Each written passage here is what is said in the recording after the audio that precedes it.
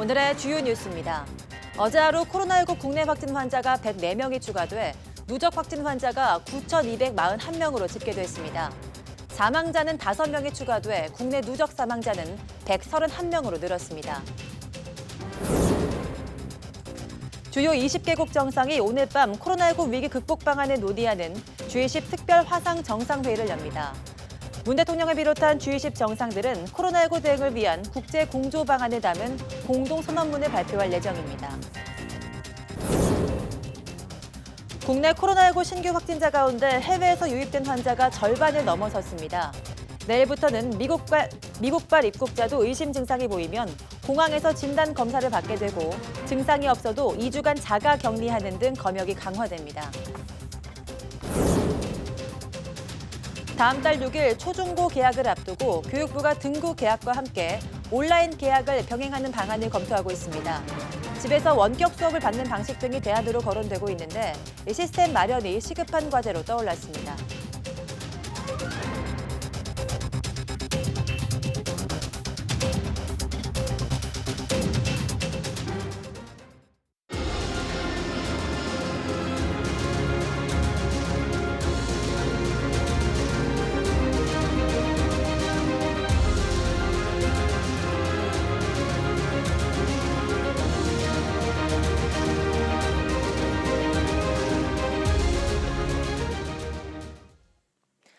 여러분 안녕하십니까? 3월 26일 사이언스 투데이입니다.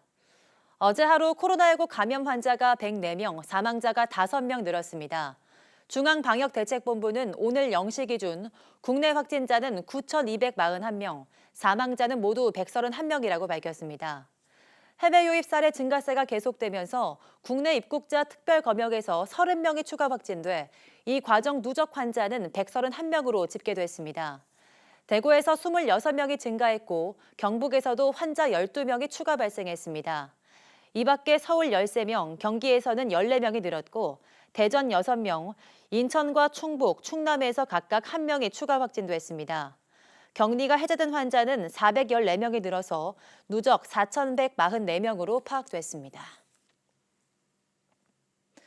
네, 국내 코로나19 어제 신규 확진자 가운데 해외 유입 환자가 처음으로 절반을 넘어섰습니다. 지역별 최대 발생지였던 대구보다도 많아진 건데요. 문제는 이처럼 해외 유입에 의한 확진자 발생이 한동안 급증할 수 있다는 겁니다. 허재원 기자입니다. 25일 0시를 기준으로 신규 환자 100명 가운데 해외 유입 사례로 분류된 환자는 절반이 넘는 51명입니다. 지역별로 보면 유럽이 29명, 미국 13명을 포함한 미주 지역이 18명, 아시아가 4명입니다. 지금까지 확인된 해외 유입 사례는 총 227명으로 전체 확진자의 2.5% 수준에 달하는데 점점 그 비율이 높아지고 있습니다. 한동안은 해외 입국자들을 중심으로 한 환자 발생이 급증할 전망입니다.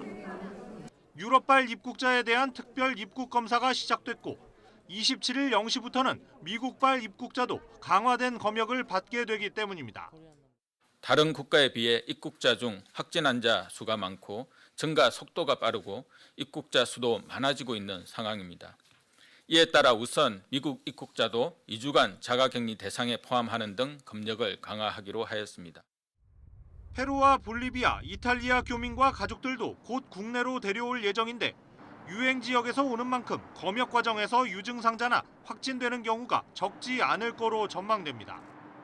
정부는 이들 중 확진 환자가 늘 거란 판단에 따라 확진자 중 경증 환자를 치료하기 위한 생활치료센터를 2곳 더 지정해 운영에 들어갔습니다. YTN 허재원입니다. 미국 내 코로나19 확산세가 커지면서 오는 27일부터는 미국발 입국자도 모두 특별 검역을 받게 됩니다. 유럽발 입국자와는 검사 기준이 좀 다른데요. 어떤 내용인지 이형원 기자가 전해드립니다. 정부가 유럽발 입국자 검역을 강화한 지 3일 만에 미국도 특별 검역 대상에 올렸습니다. 미국 입국자에 대한 자가격리 조치는 미국 현지 발권 과정에서 사전 통보, 검역 준비 사항 등을 고려하여 3월 27일 금요일 0시를 기점으로 적용할 예정입니다. 유증상자는 모두 공항 검역소에 격리돼 코로나19 진단검사를 받아야 합니다. 확진되면 중증도에 따라 병원이나 생활치료센터에서 치료받고 음성이 나오면 14일 동안 자가격리됩니다. 그런데 무증상자일 때는 기준이 좀 달라집니다. 유럽에서 온 무증상자는 내 외국인에 따라 격리 장소 차이만 있을 뿐 무조건 진단검사를 받습니다. 하지만 미국의 경우 단기 체류 외국인을 제외한 나머지 무증상자들은 자가격리 2주 동안 증상이 나타나야만 검사받게 됩니다. 확진 추세와 입국자 규모, 검사 역량 등을 고려해 지침을 달리 정한 겁니다. 대략 한 10,000건에서 15,000건 정도의 검사들이 왔다 갔다 하면서 지금 전개가 되고 있고, 그런 가운데서 검사 총량의 여력을 좀 고려해야 됩니다. 미국에서 들어오시는 입국자들이 하루에 2,500명을 넘기 때문에. 다만 위험도 평가에서 미국발 유입이 국내 요양병원 등 다른 집단 사례보다 우선 하게 되는 상황 변화가 생기면 전수 진단검사로 전환한다는 방침입니다. 검사 역량과 또 미국의 그 위험도를 보고 전수검사로 확대하는 것을 검토하고 있습니다. 한편 해외 유입으로 인한 지역 전파를 최소화하기 위해 14일 자가격리 수칙을 위반하면 내 외국인을 막론하고 1년 이하 징역이나 1,000만 원 이하 벌금을 물리기로 했습니다. YTN 이영훈입니다. 정세균 국무총리가 자가격리 조치를 위반하는 사람에 대해서는 무관용 원칙을 적용해 고발 조치하라고 지시했습니다. 자가격리 조치를 어긴 외국인은 강제 출국시키라며 강력한 자가격리 시행 의지를 밝혔는데요. 정 총리의 발언 직접 들어보시겠습니다. 입국자들의 자가격리가 제대로 철저하게 관리되어야 지역사회 확산 가능성을 차단하고 국민들께서 안심하실 수 있습니다. 자가격리는 법적 강제 조치입니다. 지방자치단체에서는 자가격리자별로 전담 공무원을 지정하고 위치 정보 시스템을 활용하여 자가격리 상황을 실시간으로 파악해서 무단 이탈 여부를 관리해 주십시오. 정당한 사유 없는 자가격리 위반 시는 무관용 원칙을 적용하여 정당한 사유가 없으면 고발 조치하고 외국인의 경우는 강제 출국시켜야 합니다. 일본에서 인구가 밀집해 있는 수도권에서 코로나19 환자가 급증한 것으로 확인됐습니다. 고이케 유리코 일본 도쿄도 지사는 NHK 방송으로 중계된 긴급 기자회견에서 도쿄의 코로나19 확진자가 25일 하루 동안 41명 확인됐다고 밝혔습니다. 도쿄의 코로나19 하루 확진자가 지난 23일 16명, 24일 17명에 이어서 이날 2배를 넘는 수준으로 급증한 겁니다. 고이케 지사는 평일에 가능한 한 재택근무를 하고 야간 외출을 삼가라고 당부했습니다. 주요 20개국 정상이 세계적 대유행 국면인 코로나19 위기 극복 방안을 논의하는 첫 번째 특별 화상 정상회의를 갖습니다. 문재인 대통령은 방역을 위한 국제 공조를 강조하면서 경제 회복을 위한 기업인들의 이동을 보장하자고 제안할 예정입니다. 신호 기자입니다.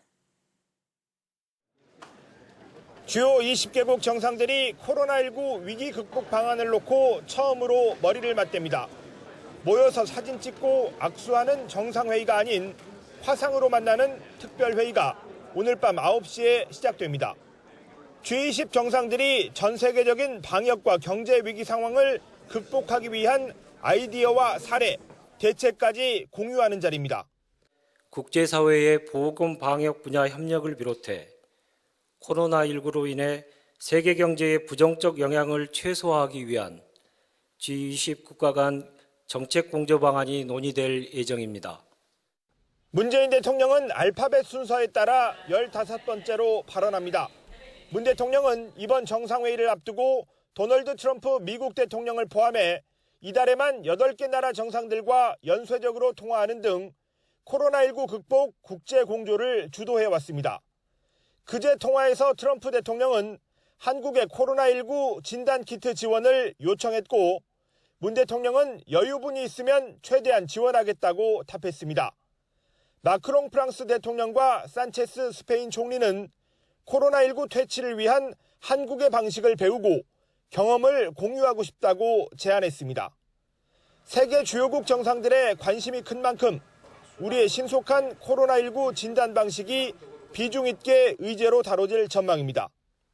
정부 차원의 진단시약 공식 요청국들이 많습니다. 미국 트럼프 대통령도 진단키트 등 방역 물품들을 긴급하게 지원해달라는 요청을 해왔습니다. 문 대통령은 세계 경제의 빠른 회복을 위해 기업인들의 출입국을 G20 회원국이 선도적으로 보장할 필요가 있다고 제안할 예정입니다. 코로나19의 전 세계적 확산 과정에서 불거진 미국과 중국의 갈등이 봉합되는 계기가 될지도 주목됩니다. 문 대통령은 G20 정상들의 단합된 메시지가 어느 때보다 필요하다고 강조하고 있습니다. 코로나19라는 전 세계적 도전에 맞서 G20 정상들이 내놓을 공동선언문에 국제공조의 차원을 높일 어떤 방안이 담길지 주목됩니다. YTN 신호입니다. 우리나라에 코로나19 진단시약을 수입하고 싶어하는 국가가 줄을 잇고 있습니다. 지금까지 80여 개국이 진단시약 수출이나 인도적 지원을 요청했는데요. 정부는 국내에서 필요한 물량은 충분히 확보하고 있다고 밝혔습니다. 장하영 기자입니다. 미국의 코로나19 검사 실적과 역량을 한국과 비교하며 자랑하는 트럼프 미국 대통령. In 8 days, because we kept hearing about South Korea, they had a very tough time at the beginning, if you remember. In 8 days, we're doing more testing than they've done in 8 weeks. That's a tremendous turn. 전날 한미 정상 간 통화에서 지원을 요청한 품목은 진단 시약이었습니다. 어제 미국 트럼프 대통령도 진단 키트 등 방역 물품들을 긴급하게 지원해달라는 요청을 해왔습니다. 외교부는 미국뿐 아니라 전 세계 47개 나라가 한국의 진단키트 수입을 요청한 걸로 파악했습니다. 이미 수출한 나라는 3곳으로 아랍에미리트에 채취키트 5만 1,000개, 루마니아와 콜롬비아에는 진단키트 각각 2만 개와 5만 개를 수출했습니다. 인도적 지원, 즉 무상으로 달라고 요청한 나라도 39개국에 달합니다. 외교부는 전략적인 중요성을 고려해 우선순위를 정할 예정이라고 밝혔습니다. 정부는 수출이나 지원을 할 국내 여건이 되느냐는 비판에 대해 국내에서 필요한 하루 2만 건의 시약 물량은 충분하다고 답변했습니다. 진단 시약은 앞서 말씀드린 것처럼 5개 회사가 이제 생산량을 늘리고 있기 때문에 국내에 이제 충분한 그런 시약의 물량을 확보하고 남는 여유분에 대해서는 일부 수출이나 이런 것들을 진행하고 있는 걸로 알고 있습니다. 정부는 또 여러 국가가 우리 방역 체계나 코로나19의 특징에 대해 문의하고 있다며 전화나 영상 회의를 통해서 정보를 공유하고 있다고 설명했습니다. YTN 장하영입니다.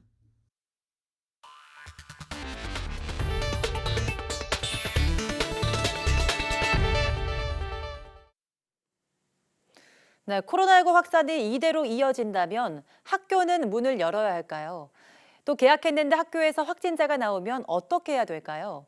교육부는 이런 경우에 대비해서 온라인 개학 방안을 검토하고 있습니다. 김준균 기자입니다. 4월 6일 개학도 아직 불안해 보입니다. 세계적 대유행으로 코로나19 기세가 꺾이지 않았습니다.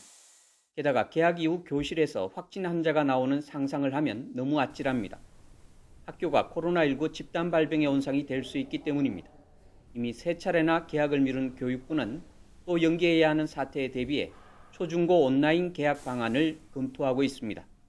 개학 이후에 부득이하게 수업이 중단되는 만일의 상황을 대비하고자 4월 6일 개학의 방식에 등교 개학과 온라인 개학을 병행하는 것도 검토하고 있습니다. 집에서 받는 원격 수업을 정식 수업으로 인정하는 방안도 검토 중입니다. 하지만 아직 원격 수업의 기준이 없습니다. 온라인 수업의 내용이나 출석 체크 등 기준을 마련해야 합니다. 학교별, 교사별로 다른 원격 수업 격차 역시 줄여야 합니다. 전국 학교에 적용할 쌍방향 온라인 수업 시스템을 갖추는 것도 시급합니다. 교육부는 다음 주부터 원격 수업 시범 학교를 운영할 예정입니다. 지역별 원격 교육 일반화 모델을 개발하기 위해서 원격 교육 시범 학교를 선정, 운영하도록 하겠습니다. 당장은 학습 공백을 메우기 위해 EBS 등을 활용해 원격 교육을 지원할 방침입니다.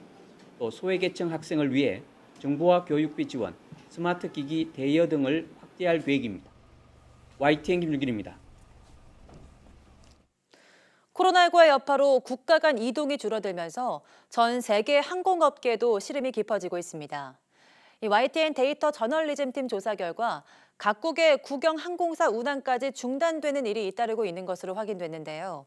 수출 등 경제 전반에도 연쇄적인 파장이 우려됩니다. 함영건 기자입니다. 평소 같으면 비행기가 줄곧 뜨고 내렸을 미국 오클라호마주의 털사 국제공항. 운항이 취소된 항공기 수십 대가 줄지어 계류하고 있습니다. 노는 비행기들을 한꺼번에 경납할 공간을 찾지 못해 빚어진 진풍경입니다.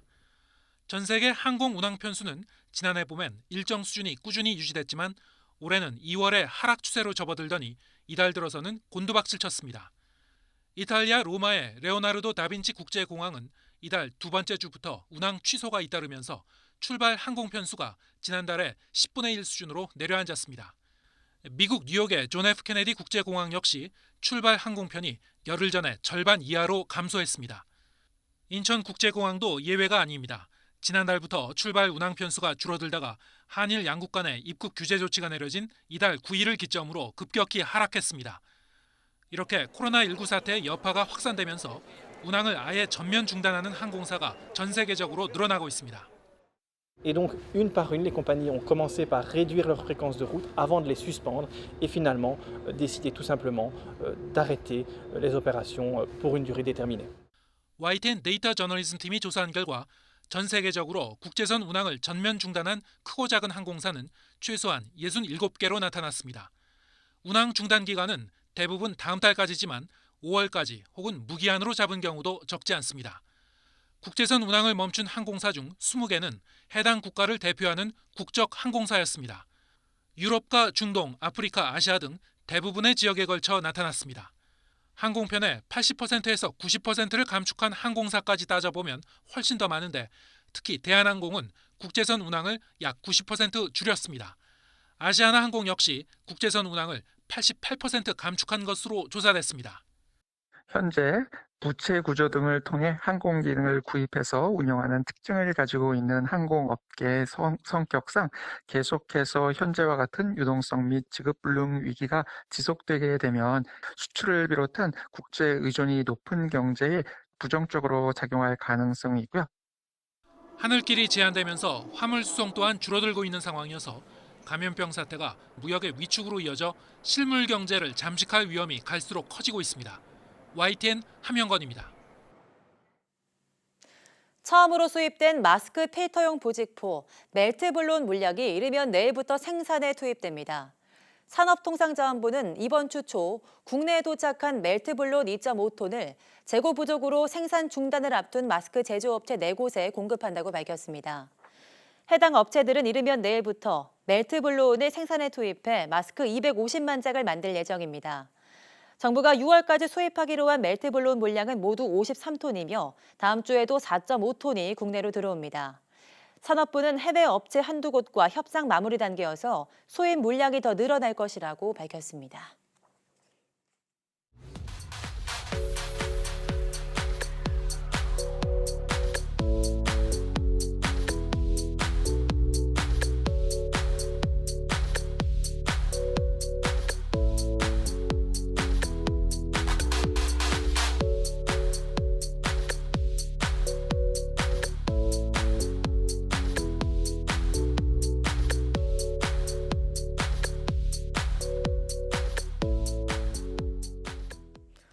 네, 성착취 동영상을 제작하고 유포한 혐의로 박사방 운영자 조주빈이 검찰에 송치됐습니다.